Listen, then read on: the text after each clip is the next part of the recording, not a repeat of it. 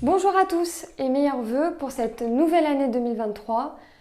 Nous souhaitons une année peut-être un peu plus apaisée pour la filière porcine et ses acteurs. Pour ce premier point de conjoncture sur le marché du porc, nous verrons que la fin d'année 2022 s'est caractérisée par une certaine stabilité pour la majorité des indicateurs de prix. La situation sur le marché du porc a été plutôt calme. L'offre en porc poursuit son recul et la demande reste soutenue notamment grâce aux campagnes traditionnelles de promotion. En France, la cotation au marché du porc breton est restée inchangée durant tout le mois de décembre, avec un léger soubresaut la dernière semaine de l'année. En moyenne mensuelle, le prix perçu par les éleveurs français est désormais à 1,98 €, un niveau supérieur à 2021 de l'ordre de plus de 38%. Les abattages dans la zone Uniport ont fortement chuté au mois de décembre, de près de 4% par rapport à 2021. Et sur l'ensemble de l'année 2022, le recul de l'offre en France s'élève à près de 1%. Le poids des carcasses est en légère baisse et l'activité des abatteurs a été peu affectée par les fériés cette fin d'année. La demande devrait se maintenir, voire s'animer, à l'approche des traditionnelles promotions de début d'année.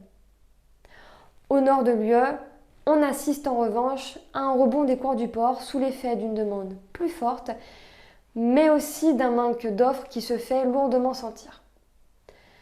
Les poids des abattages sont d'ailleurs en recul. Et en Allemagne, le prix perçu s'élève désormais à 2,04 € le kilo, une hausse de 4,8% en un mois. La cotation repasse au-dessus de la référence française. Le mouvement est similaire aux Pays-Bas, avec une hausse de près de 6%, et au Danemark, avec presque 1%. Pour l'Espagne, la référence s'est maintenue à 2,10 € en moyenne sur le mois de décembre, mais cependant, ces prix pratiqués élevés en Europe pourraient limiter les importations chinoises. Le marché de l'export vers les pays tiers est donc pour l'instant assez peu dynamique. Nous retrouvons ces mêmes tendances sur le marché des pièces de découpe. Sur le marché de Rungis, les prix des pièces de découpe sont en recul durant le mois de décembre et l'indice synthétique du prix des pièces de découpe à Rungis décroît de 1,4% entre novembre et décembre. Les pièces principales affichent des baisses de prix de cet ordre-là.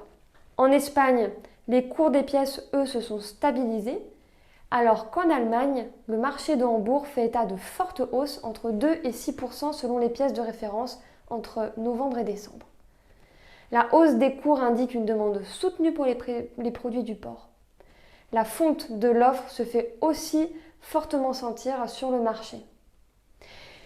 Enfin maintenant, si nous nous intéressons aux autres marchés mondiaux, en Chine, la saison traditionnelle de la consommation de porc pointe son nez à l'approche des fêtes du Nouvel An et elle est aussi accompagnée d'une levée des restrictions sanitaires liées au Covid-19.